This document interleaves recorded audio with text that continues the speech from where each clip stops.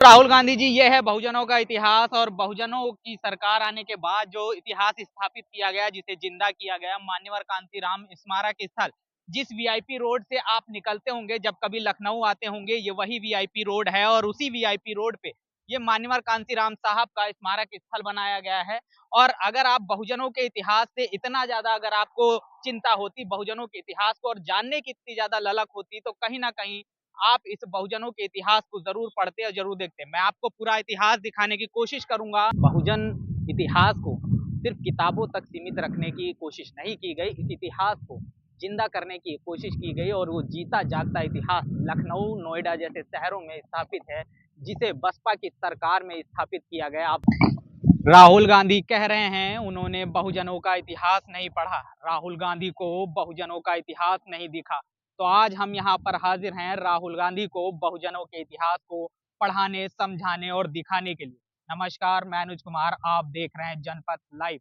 इस वक्त इस वीडियो में हम राहुल गांधी के उस बयान को लेकर बातचीत करेंगे, जिस बयान में राहुल गांधी ने ये कहा था कि उन्हें बहुजनों का इतिहास नहीं पढ़ने दिया गया। इसके पीछे भी अगर हम तमाम कारणों के जाते हैं तो कहीं ना कहीं उस इतिहास को ना पढ़ने देने के कारण भी कांग्रेस है। लेकिन जब देश के अंदर सामाजिक परिवर्तन की सरकार बनती है तो किस तरीके से बहुजनों के इतिहास को जिंदा किया जाता है, इस वीडियो के माध्यम से आपको दिखाऊंगा। इस वीडियो में बहुजन समाज पार्टी के शासन सत्ता में बने तमाम बहुजन इतिहास को जिस तरीके से जिंदा किया गया, उस इतिहास को दिखाऊंगा। और राहुल गांधी को बताऊंगा कि बहुजन समाज का इतिहास कितना बड़ा है। और सिंधु घाटी से सभ्यता से लेकर आज तक बहुजन समाज का ये इतिहास राहुल गांधी को देखना चाहिए, समझना चाहिए और लखनऊ आकर या फिर खुद नोएडा जाकर उन तमाम इतिहास के बारे में जानना ही चाहिए। ये वो सामाजिक परिवर्तन स्थल है जिसे बहुजन समाज पार्टी यानी सामाजिक परिवर्तन की सरकार में लखनऊ के अंदर स्थापित किया गया। इसके बारे में और इस इतिहास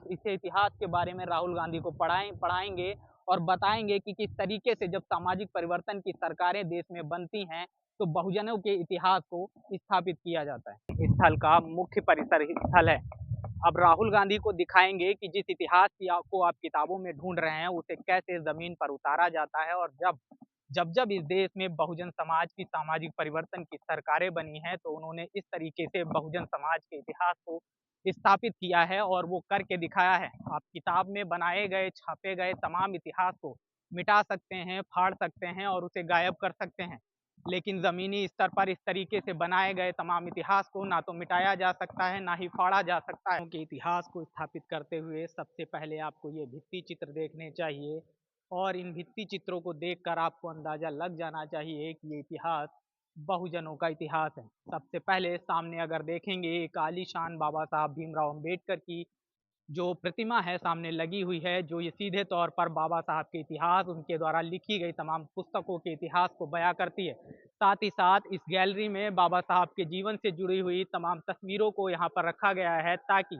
बाबा साहब के जीवन के दृश्यों को देखकर लोग उनके इतिहास को और उनकी जीवन शैली को जान सकें और उस जीवन शैली को जानकर ये देख सके कि किस तरीके से बहुजनों के इतिहास को जिंदा करने के लिए बहुजन समाज पार्टी ने अपने शासन सत्ता में काम किया है। बाबा साहब की ये तस्वीर उन तमाम चीज़ों की गवाह है।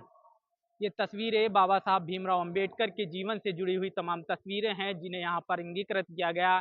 सबसे महत्वपूर्ण दृश्य ये है जब बाबा साहब भीमराव अंबेडकर ने हिंदू धर्म को त्याग कर बौद्ध धर्म को अंगीकार किया था। ये उस वक्त की तस्वीर है जिसे यहाँ पर दर्शाया गया है। और राहुल गांधी को शायद इन तमाम चीज़ों के बारे में नहीं पता है, ना ही वो बाबा साहब भीमराव अंबेडकर की लिखी हुई तमाम तस्वीरों के बारे में जानते हैं। इसीलिए वो कहते हैं दलितों के इतिहास को पढ़ाया नहीं गया। दलितों के इतिहास को अगर नहीं पढ़ाया गया तो उसका कारण है कांग्रेस पार्टी, राहुल गांधी के दादा, उनकी दादी और उनके परिवार के आने वाले तमाम वो सदस्य जो पहले सरकारों में रहे, उन्होंने इस इतिहास को दबाया, उसे छुपाया या फिर उसे तोड़ मरोड़ कर पेश किया। ये सामाजिक परिवर्तन स्थल की गैलरी है जिसमें आप सामने बसपा सुप्रीमो मायावती जी की तस्वीर देख सकते हैं। बसपा सुप्रीमो मायावती जी के शासनकाल में बने इस सामाजिक परिवर्तन स्थल में बहुजन समाज के तमाम महापुरुषों जैसे महात्मा बुद्ध, जिनके बातों को, जिनके तमाम इतिहास को यहाँ पर अंगीकृत किया गया है, साथ ही साथ महात्मा बुद्ध की भव्य प्रतिमा लगाई गई है। क्या राहुल गांधी को महात्मा बुद्ध के बारे में पता हो सकता है, लेकिन इसके साथ ही साथ यहाँ पर आप देख सकते हैं एक दूसरी तस्वीर, जिस तस्वीर में महान संत कबीरदास जी की तस्वीर यहाँ पर होगी, जो भी बसपा के शासनकाल में बने इस स्मारक स्थल के अंदर है। शायद राहुल गांधी इनको देखकर पहचान भी ना पाएँ कि ये कौन है और उनके भी तमाम जो तथ्य हैं, उनके जीवन का जो जन्म स्थान, गुरु का नाम और तब निधन कब हुआ, तमाम चीज़ें यहाँ पर अंगीकृत की गई हैं। साथ ही साथ संत रविदास जी की एक भव्य प्रतिमा भी इसी गैलरी के अंदर मौजूद है, जिस गैलरी में आप तमाम तस्वीरों को देख रहे हैं। शायद राहुल गांधी इस तस्वीर को देखकर ये भी ना बता पाएँ कि ये कौन से संत की जो तस्वीर है। साथ ही साथ यहाँ पर संत रविदास जी के जन्म, पिता का नाम, माता का नाम, जन्मस्थली और उनके निधन के बारे में भी यहाँ पर ये पूरी जानकारी बसपा के शासनकाल में बने इस पार्क के अंदर दी गई। साथ ही साथ आप अगर देखेंगे दूसरे एक गुरु हैं, जो कि गुरु घासीदास हैं, इनकी तस्वीर देखकर भी राहुल गांधी शायद ये ना बता पाएँ कि बहुजन समाज से आने वाले इन संत का नाम क्या है। तो राहुल गांधी की जानकारी के लिए बता दूँ, इन संत का नाम संत गुरु घासीदास जी है और उनके जीवन और तमाम जो उनके जीवन का रहा, उनके माता-पिता, पत्नी और जन्म स्थान, मृत्यु, तमाम जो जानकारियाँ हैं यहाँ पर दी गई हैं। इसी तरीके से आप देख सकते हो, अगर राहुल गांधी को ये तस्वीर दूर से दिखाई जाए, तो राहुल गांधी इसे शायद गांधी जी की तस्वीर बताएँ, लेकिन राहुल गांधी को शायद ये नहीं पता होगा कि ये तस्वीर नारायणा गुरु जी की है। और राहुल गांधी अगर इस सामाजिक परिवर्तन स्थल में आए होते, दलितों के इतिहास के बारे में उनको जानकारी हासिल ही करनी होती, तो शायद उनको इनके बारे में पता होता। ये तस्वीर देखने के बाद मैं दावे से कह सकता हूँ राहुल गांधी इनका नाम नहीं बता पाएँगे। इसलिए राहुल गांधी की जानकारी के लिए बता दूँ, इनका नाम नारायणा गुरु है। इनका जन्म 26 अगस्त 1855 में हुआ। इनके पिता का नाम मदन आसान और माताजी का नाम श्रीमती कुट्टी अम्मा चेम्पा झाती, केरल राज्य के इनका इनका जन्म स्थान है और इनका निधन 20 सितंबर 1928 के अंतर्गत हुआ। तो ये बहुजन समाज के का पार्टी के कार्यकाल में बनी तमाम जो तस्वीरें हैं वो साझा कर रहा हूँ। साथ ही साथ बहुजन समाज से आने वाले तमाम महापुरुषों की तस्वीरें आपको दिखा रहा हूँ, जिससे राहुल गांधी को इन तस्वीरों को देखकर बहुजनों के इतिहास के बारे में पता चल सके, क्योंकि राहुल गांधी का ये मानना है कि राहुल गांधी को इतिहास पढ़ने नहीं दिया गया। तो ये भी बताना होगा कि राहुल गांधी को इतिहास उन्हीं की पार्टी की सरकार, कांग्रेस की सरकार या फिर यूँ कहें उनकी माता, उनके पिता की रही सरकारों ने, उनकी दादी की रही सरकारों ने वो तमाम चीज़ें उन्हें पढ़ने नहीं दी।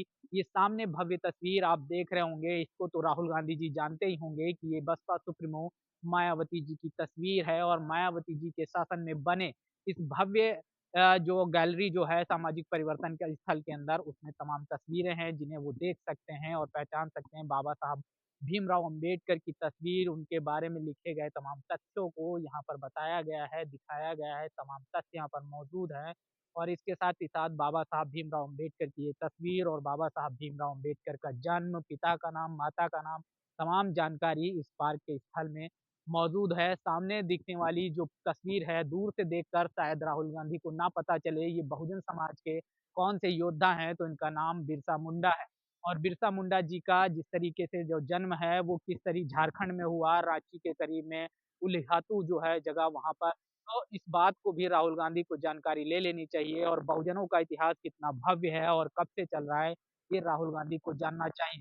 छत्रपति साहू जी महाराज जिनकी तस्वीर देखकर राहुल गांधी को शायद इनके इतिहास के बारे में पता हो, जिनको किताबों में एक बहुत छोटे से आर्टिकल के तौर पर सीमित करने की कोशिश की गई है, लेकिन इनका इतिहास किस तरीके से इस देश के सामने आज भी अपने इतिहास को बयां करता है, ये देखने वाली बात है।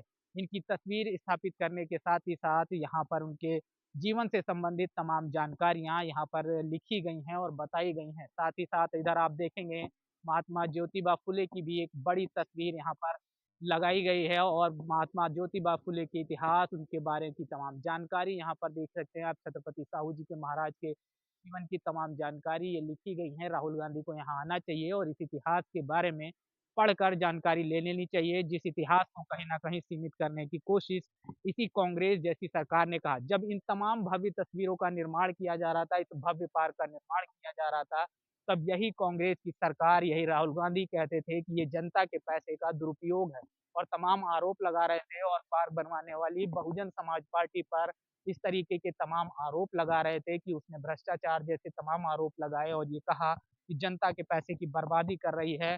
और आज वही राहुल गांधी दलितों के इतिहास की बात करते हैं। जिस दलितों के इतिहास को जिंदा करने के लिए बसपा सुप्रीमो जब इस पार्क का, इस स्थल का निर्माण करवा रही थी, तो वही कांग्रेस विरोध कर रही थी, अपने विरोध में अपनी प्रतिक्रिया दर्ज करा रही थी और ये कह रही थी कि वो जनता के पैसे की बर्बादी है। फिर आज राहुल गांधी को एकदम से दलितों के इतिहास की इतनी ज्यादा चिंता क्यों होने लगी? उसका कारण है दलितों का वोट। दलितों के वोट कि इस दलित समाज का, बहुजन समाज का इतिहास सिंधु घाटी सभ्यता से अब तक उसी तरीके से चीख कर अपनी कहानी बयां कर रहा है। लेकिन समय समय पर रही कांग्रेस, भारतीय जनता पार्टी और समाजवादी पार्टी जैसी पार्टियों ने इस इतिहास को मिटाने के भरसक प्रयास किए। अपनी सरकारों में किस तरीके से इन पार्कों की उपेक्षा की गई, आज इन पार्कों की स्थिति बद से बदतर है। पार्कों की जो है स्थिति आप देख सकते हैं, कहीं ना कहीं इन्हें नुकसान हुआ है। लेकिन समय समय पर सरकारों ने इनका अगर रिपेयरमेंट, इनका मेंटेनेंस कराया होता, तो शायद आज भी ये पार्क उसी तरह से चमचमाते नजर आते। लेकिन दलितों का वोट चाहिए तो कुछ भी बात कर ले लेंगे, लेकिन दलितों को जब बात आएगी उनके हक अधिकार, उनके इतिहास को जिंदा करने की, जब ये इतिहास जिंदा किया जाएगा, उसे मिटाने का काम भी यही सरकारें करेंगी, उनका विरोध भी यही सरकारें करेंगी, जो सरकारें आज उसी इतिहास के लिए रोती बिलखती नजर आ रही हैं। लेकिन जब इस इतिहास को जिंदा किया जा रहा था, जब इतिहास को बनाया जा रहा था, इसको स्थापित किया जा रहा था, तो यही कांग्रेस पार्टी इसी का विरोध कर रही थी, कह रही थी जनता के पैसों का की बर्बादी हो रही है। और आज उसी कांग्रेस पार्टी को इतना ज्यादा दलितों के इतिहास की याद आ रही है, उसका कारण है दलितों का वोट बैंक। आप साफ तौर पर अगर इसे देखेंगे तो सिंधु घाटी सभ्यता का जो आपको एक मैप दिखाई देता होगा आपकी बुकों में, उसी तरीके का ये पूरा पार्क बना हुआ है और ये दर्शाता है बहुजनों का इतिहास कितना भव्य है। वो मात्र इस एक पार्क से आप समझ सकते हैं। राहुल गांधी को इस इतिहास के बारे में नहीं पता है, तो राहुल गांधी को इस इतिहास को पढ़ना चाहिए और जानना चाहिए कि बहुजनों का इतिहास बहुत भव्य है। अगर इनके इतिहास को नहीं पढ़ाया गया तो उसका कारण कांग्रेस सरकार रही, क्योंकि कांग्रेस ने इस देश में सबसे ज्यादा शासन किया और उसने कभी भी बहुजन समाज से आने वाले महापुरुषों को उस तरीके से सिलेबस में शामिल नहीं किया जैसा उसने अपने समुदाय से आने वाले तमाम महापुरुषों को शामिल किया। गांधी जी के बारे में तमाम चीजें आपको इतिहास में पढ़ने को मिल जाती होंगी, लेकिन अंबेडकर साहब के बारे में तमाम चीजों को नहीं पढ़ाया गया, नहीं छुपाया गया। इसका कारण थी कांग्रेस पार्टी। और वो कांग्रेस पार्टी को आज दलितों की याद आ रही है, उनके इतिहास की याद आ रही है, तो उसका कारण है दलित वोट बैंक। आप देख सकते हैं पार्कों की हालत क्या है। ये इसके पीछे का कारण है समाजवादी पार्टी, भारतीय जनता पार्टी जैसी पार्टियां, जिन्हें शासन सत्ता में तो आना है, दलितों का वोट तो लेना है, लेकिन दलितों के महापुरुषों के नाम से बने इस स्मारक स्थल, जिसकी जिसको कहीं न कहीं दलित एक प्रेरणा स्थल के तौर पर देखता है, अपने इतिहास के तौर पर जानता है, उसकी हालत कितनी बदतर है, ये उत्तर प्रदेश में रही सरकारों के उस झूठे चेहरे को बेनकाब करता है, जिसकी वो बात नहीं करते हैं और छुपाकर दलितों के विषय में बड़ी-बड़ी बातें करते हुए नज़र आते हैं। और वो कहते हैं कि हम दलितों के सच्चे साथी हैं, उनके इतिहास को पढ़ाएँगे, उनके बारे में काम करेंगे। लेकिन वो सरकारें समय-समय पर इन तमाम चीज़ों को दरकिनार करती हैं। शासन सत्ता आने के बाद दलितों के इतिहास को, दलितों के वेलफेयर के लिए काम करने वाले काम को दरकिनार कर देती हैं, इग्नोर कर देती हैं और चुनाव आने के टाइम पर फिर दलितों के इतिहास और उनके वेलफेयर के लिए काम करने की बात करती हैं, जैसे कि आज राहुल गांधी करते हुए नज़र आ रहे हैं। आज भारतीय जनता पार्टी की मजबूरी ही है कि उसने 111 करोड़ का फंड दिया है। उसका कारण है देश में दलितों का वोट बैंक, और देश की राजनीति आज जिस तरीके से दलितों के वोट बैंक पर निर्भर है, ये कारण रहा ताकि भारतीय जनता पार्टी को 111 करोड़ का फंड रिलीज करना पड़ा, ताकि इन पार्कों का जीर्णोद्धार किया जाए और बहुजनों को ये दिखाया जाए कि हम उनके हित के लिए काम कर रहे हैं। लेकिन जब ये सरकारें शासन सत्ता में रहती हैं, पूरे 5 साल, जब 10 साल शासन सत्ता में रहने के बावजूद इन पार्कों की उपेक्षा की जाती है और इनकी किसी भी तरीके से देखरेख नहीं की जाती है, लेकिन जब चुनाव आता है तो ये हवाई बातें की जाती हैं कि हम इन पार्कों का, इन दलितों का भला करेंगे और इनके लिए काम करेंगे। देखते हैं यहाँ पर बसपा सुप्रीमो मायावती जी की तस्वीर, साथ ही साथ मान्यवर कांशीराम साहब की तस्वीर, और उनके पीछे उनके भित्ति चित्र को अंगीकृत किया गया है।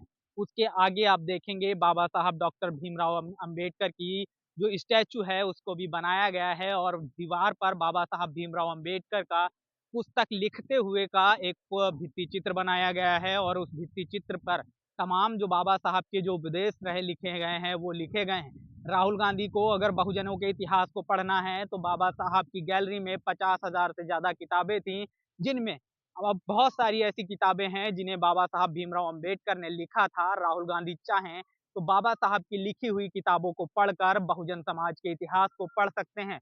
लेकिन सिलेबस की अगर हम बात करेंगे तो सिलेबस में बाबा साहब और मान्यवर कांतीराम साहब, छत्रपति साहू जी महाराज, फुले, नारायणा गुरु, बिरसा मुंडा, तमाम बहुजन महापुरुषों को, बहुजन समाज से संबंध रखने वाले लोगों को, महापुरुषों को, संतों को, गुरुओं के बारे में क्यों नहीं पढ़ाया गया? इसकी जवाबदेही कांग्रेस की है। क्या राहुल गांधी इस पूरे मामले पर माफी मांगेंगे? ये भी एक बड़ी बात है। आप पीछे देख सकते हैं बाबा साहब किस तरीके से पुस्तक रीडिंग करते हुए यहाँ नजर आ रहे हैं। हालांकि ये मुझे लग रहा है संविधान लिखने की एक जो तस्वीर है बाबा साहब की भित्ति चित्र बनाई गई है, ये बसपा के शासनकाल में ये गैलरी, ये पूरा पार्क बनाया गया है और उसमें स्थापित किए गए बहुजन महापुरुषों के इतिहास को जिंदा किया गया, उसका उसको कहीं न कहीं जीवित किया गया, जिस इतिहास को तमाम सरकारें जो शासन सत्ता में रहीं, खास तौर पर कांग्रेस जैसी सरकारों ने जिसकी उपेक्षा की, जिन्हें पढ़ने नहीं दिया या फिर जिन्हें तोड़-मरोड़ कर पेश करने की कोशिश की, उन सरकारों को ये जवाब था कि जब सामाजिक परिवर्तन की सरकार बनेगी, तो इसी तरीके से बहुजनों के इतिहास को हम जिंदा करेंगे और बताएँगे कि बहुजन समाज का इतिहास बहुत विराट इतिहास है। आप चाहें तो उसे बदल सकते हैं, आप चाहें तो उसे दबा सकते हैं, लेकिन जब हमें मौका मिलेगा, हम उस इतिहास को फिर से जिंदा करेंगे। सम्राट अशोक से लेकर तमाम चीज़ें जो है इस पूरे पार्क में आपको देखने को मिल जाएँगी और किस तरीके से बुद्ध और भगवान बुद्ध के साथ अम्बेडकर, कांशीराम, छत्रपति साहू जी महाराज और ज्योतिबा फुले जैसे लोगों को यहाँ पर स्थापित किया गया। मैं दावे के साथ कह सकता हूँ बिना नाम पढ़े राहुल गांधी को इस जो आप अब पीछे देख रहे हैं तस्वीर, इस पोस्टर का, इस प्रतिमा का नाम तक नहीं पता होगा ये किसकी प्रतिमा है। तो राहुल गांधी की जानकारी के लिए बता दूं, और ये छत्रपति साहू जी महाराज की प्रतिमा है और इसका इतिहास बहुत विराट इतिहास है। इसके बारे में राहुल गांधी को पढ़ना चाहिए और उनके इतिहास के बारे में जानकारी लेनी चाहिए। राहुल गांधी बार-बार ये कहते हैं कि दलितों के इतिहास को 2-3 लाइनों तक सीमित किया गया। उसका कारण रही है कांग्रेस। कांग्रेस ने 60 साल तक शासन किया और उस 60 साल में दलितों के इतिहास को एनसीईआरटी में शामिल नहीं किया। राहुल गांधी के जो पूर्वज रहे उन्होंने इस देश में शासन किया और उस शासन के अंतर्गत वो चाहते तो इस इतिहास को पढ़ा सकते थे, बता सकते थे, लेकिन कहीं न कहीं देखा जाए उस इतिहास को दबाने का काम किया गया और आप देख सकते हैं, ये आप देख सकते हैं ज्योतिबा फुले की तस्वीर प्रतिमा है और राहुल गांधी को बिना नाम दिखाए अगर इस प्रतिमा को दिखाया जाए तो राहुल गांधी पहचान तक नहीं पाएँगे। लेकिन राहुल गांधी की जानकारी के लिए पीछे इसके बैकग्राउंड में मायावती जी ने भित्ति चित्र बनवाया है और उस भित्ति चित्र में तमाम जो ज्योतिबा फुले का जो संदेश है उसको भी यहाँ अंगीकृत किया है। सामने नारायणा गुरु जी की तस्वीर है जिसे राहुल गांधी को दूर से दिखाया जाए तो वो राहुल गांधी कहेंगे कि ये गांधी की तस्वीर है। लेकिन राहुल गांधी को पता होना चाहिए ये नारायणा गुरु की तस्वीर है और जिन्हें आप शायद पहचानते भी नहीं होंगे। ये बहुजन समाज से संबंध रखने वाला वो इतिहास है जिसे कांग्रेस और समय-समय पर रही सरकारों द्वारा छिपाया गया, तोड़ा-मरोड़ा गया या जिसे दबाने की कोशिश की गई। ये बुद्ध का स्टैचू है जिसे इसी प्रांगण में लगाया गया है और ऐसे तमाम स्टैचू, तमाम प्रतिमाएँ आपको पूरे लखनऊ, नोएडा जैसे शहरों में मिल जाएँगी जो कि बहुजन समाज पार्टी की सरकार में बनाए गए और इन्हीं मूर्तियों ने, इन्हीं पार्कों ने, इन्हीं स्मारक स्थलों ने इस देश में तमाम जो नेता हैं उनको मजबूर कर दिया है आज बुद्ध का नाम लेने के लिए, अम्बेडकर का नाम लेने के लिए, कांशीराम साहब का नाम लेने के लिए, दलितों की बात करने के लिए इन्हीं सामाजिक स्थलों ने, इन्हीं प्रतिमाओं ने मजबूर किया है इस देश के तमाम लोगों को और उस पूरे मामले से लेकर राहुल गांधी भी इस मामले को लेकर अछूते नहीं हैं। राहुल गांधी भी आज दलितों की बात करने के लिए, दलितों के इतिहास, दलितों की भागीदारी की, जातिगत जनगणना और तमाम मुद्दों की बात करते हैं। लेकिन आज तक अगर दलितों का शोषण, दलितों के लिए उनके काम नहीं किया गया या दलितों के इतिहास को दबाया गया या दलितों को भागीदारी नहीं मिली या दलितों को प्राइवेट सेक्टर में आरक्षण नहीं मिला, तो उसका कारण एक और एकमात्र पार्टी रही है कांग्रेस पार्टी। उसने मान्यवर कांशीराम साहब को वो सम्मान नहीं दिया, कांग्रेस ने बाबा साहब भीमराव अम्बेडकर को वो सम्मान नहीं दिया, जो सम्मान उन्हें मिलना चाहिए था। जब-जब इस देश में सामाजिक परिवर्तन की सरकारें आई हैं, उन्होंने इस तरीके के इतिहास को जिंदा किया है, इस तरीके के इतिहास को बनाया है और राजनीतिक पार्टियों को मजबूर किया है कि वो बहुजन समाज से आने वाले तमाम महापुरुषों को वो सम्मान दे। और इसीलिए बाबा साहब भीमराव अम्बेडकर को कैसे भारत रत्न और तमाम सम्मान से सम्मानित किया गया, उसके पीछे की कहानी आप सभी लोग जानते होंगे। आज वोटों के लिए दलितों की बात करते हैं, दलितों के नाम की राजनीति करते हैं, उसका कारण है ये इस तरीके से देश में रही सामाजिक परिवर्तन की सरकारें, जिन्होंने आज पूरे देश की राजनीति को बदल कर रख दिया है और राजनीतिक दलों को मजबूर कर दिया है कि वो दलितों के मुद्दों पर, दलितों की भागीदारी को लेकर बात करें।